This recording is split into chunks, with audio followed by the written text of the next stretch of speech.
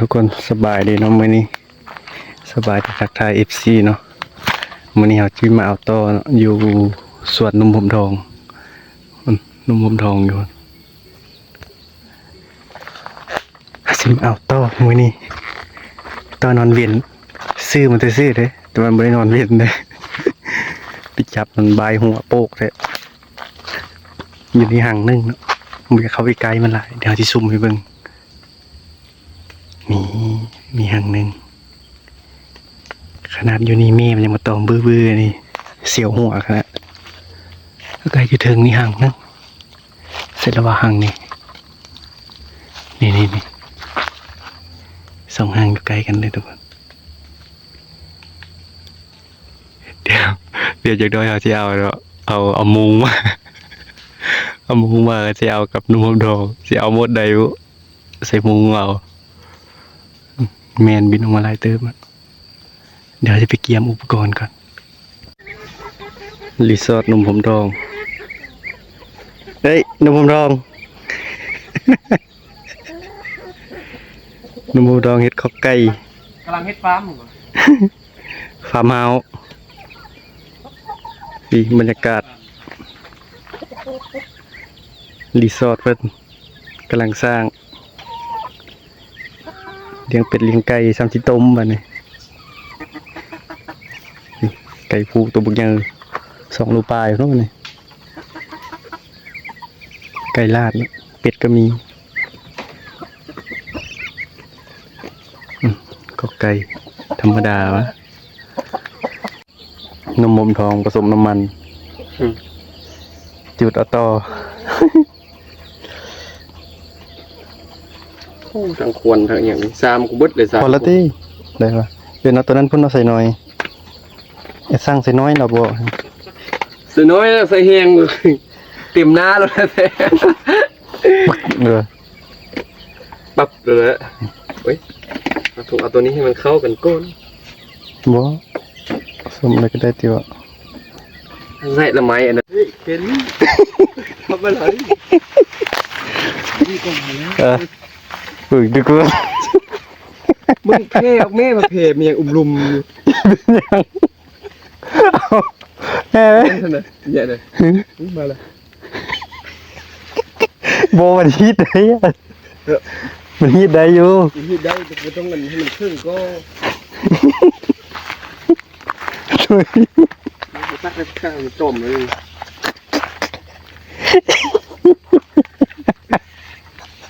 โอ้ยเส้นเริ่มมาแล้วเส้นตื่นเริ่มขึ้นละตุ๊กตาอย่าห่างมันได้ใจเย็น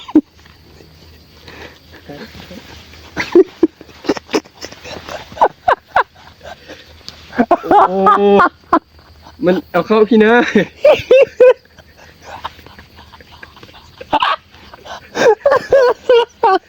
ยายมุ้งหมอยท่านไม่ใช่หรอกยายปากยายปากมุ้งไปไว้พี่เมียมือจับจากที่เอาเขายืนขึ้นนั่นมาก็นั่นอยู่ในมุงทานมุมทองอาซาถอยมาหลายๆก่อนในไกลมันหลายมันเห็นไฟมันบินออกเลยโอ้โหดุเลยยังเอาอีกอะไรมึงแตะแล้วมึงฮิตมาเลยไม่อยู่อ่ะว่าบุไม่อะไรมันคือ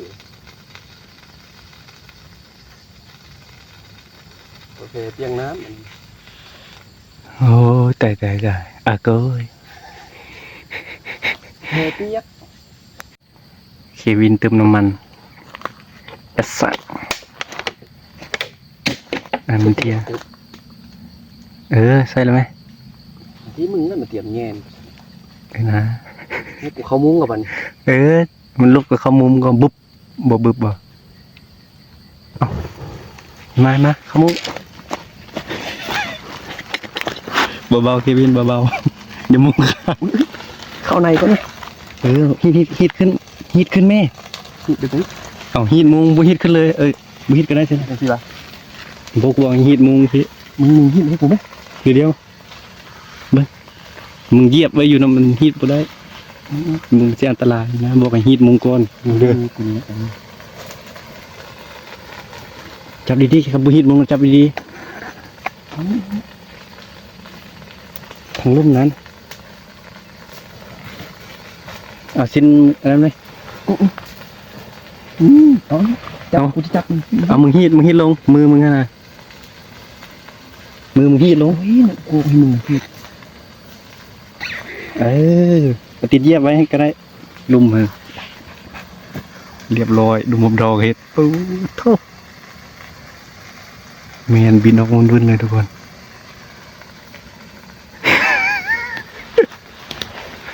อยู่ในมุงตอนนึงเฮ้ยมึงจะล้นลายมันสิอันนั้นเบิดติบ่ล้นข้างไปข้างมาเอามีมันออกทั้งเอาไปนี่บอกว่ามือนึงก่อนเลยให้ไฟจนที่ดับปุ่นนะตอนยังมีไฟยังล้นไปก็รอดเควินลืมบ่ไหวอยู่ในมุ้งเลยเควินเนี่ยเดี๋ยวมันมาสวัสดีไฟน้ำมันเครื่องตัวอยู่ในน่าจะตายแล้วเดี๋ยวแต่พวกบินอยู่นอกอ้อมข้างนะมีแต่นี้เจอให้มันออกมาทัน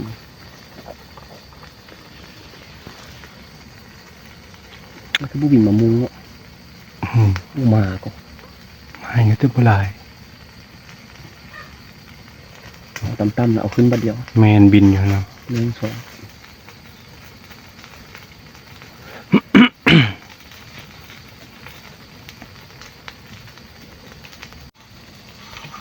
2อุ้ยเอาน้ำมาเจ็บเส้นมุ้งนี่เนาะโอ้ยมุ้งขาดแล้วตูดหามึงจุดนี้เนาะมาที่ขาดแล้วเพื่อเอาเสียออกจากนี้ได้คือที่โดนเลยนี่แม่คือยังวุ่นวันอยู่นี่มันก็ย่อนอยู่หันดิมันจะไปไหมทานมันเด็กสิตกแล้วอีกน้อยเดียวตกลงมึงจะเอาจังไงมันยังเอาซอกไม้มาเคี่ยวมันยาวๆแล้วเสียบมาหากูละ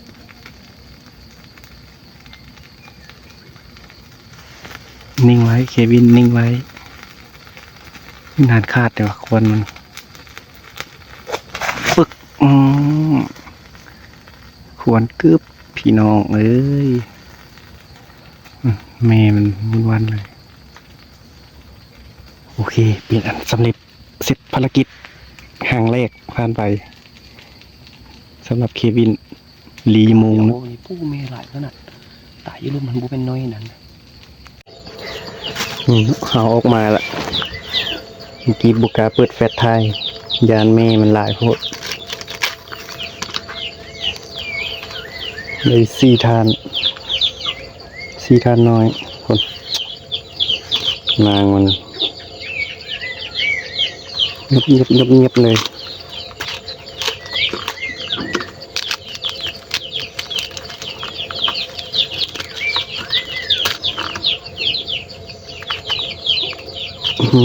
นั่นแหละ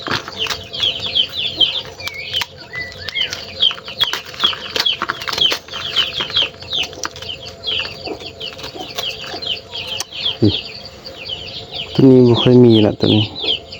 เด็ดน้อยเดียวนี่หางแรกเนาะลีกหางน้อยนึงถ้าลุ่มบมทองไป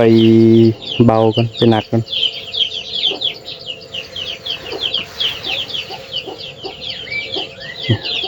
แมวตายคาหางเลยตัวนี้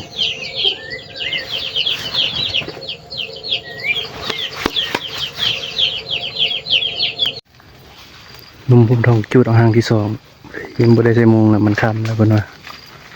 เดี๋ยวผมบ่กล้าเปิดแฟลชเนาะเสี่ยวเฮ็ดอย่ามันบินมาตามเร็วหางมันยังจุดเอาเลยตกละ ตกบนแล้วฮะคือมึงเห็นแม่นบินอยู่ป่ะแม่มันตายไปแล้วนะ ปลาทุบมันเข้าหางบ่ได้เนาะ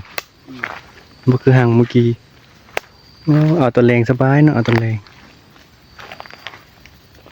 ดับแม่บ่เรือจักตัว บ่เห็นบินเลยว่ะ อุดตายลุ่มตายงมลุ่ม หางยังได้ถึงไปโคโลอยู่ที่หั่นมีเกี่ยวเนาะมาเกาะปึ๊กบัดเดียวไฟดับ พามัน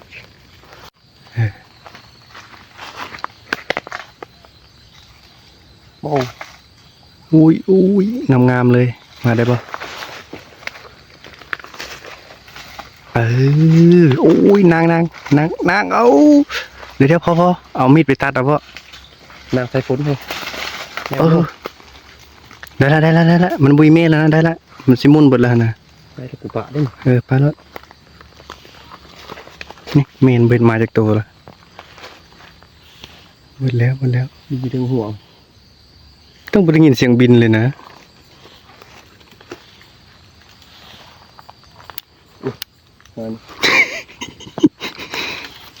อีพาก็จะไม่เอาไปไว้ใส่แล้วเนาะ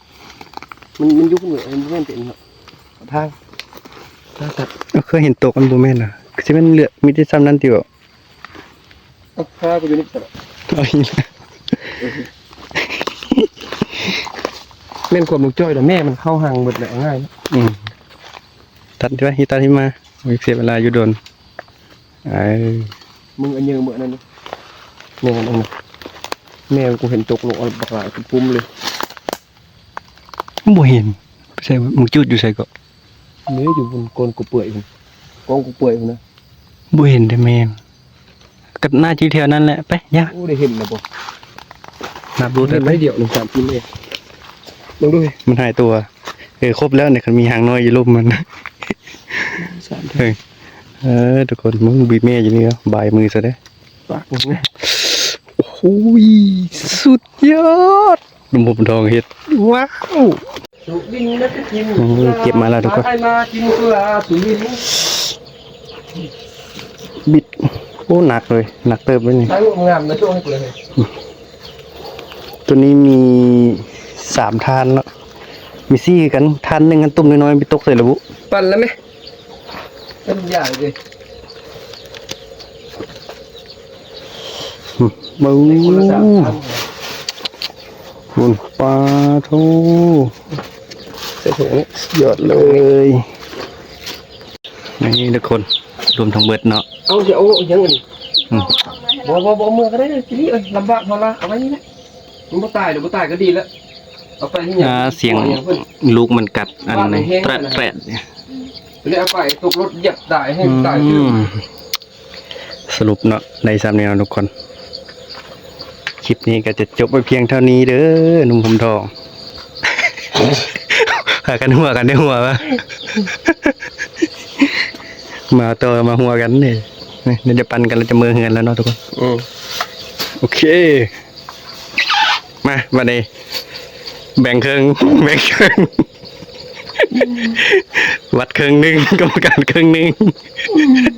นี่ตัวเด็ดนี่ แบ่งครึ่ง มันเบ้งเลยมีเบ้งอยู่เป็นนึง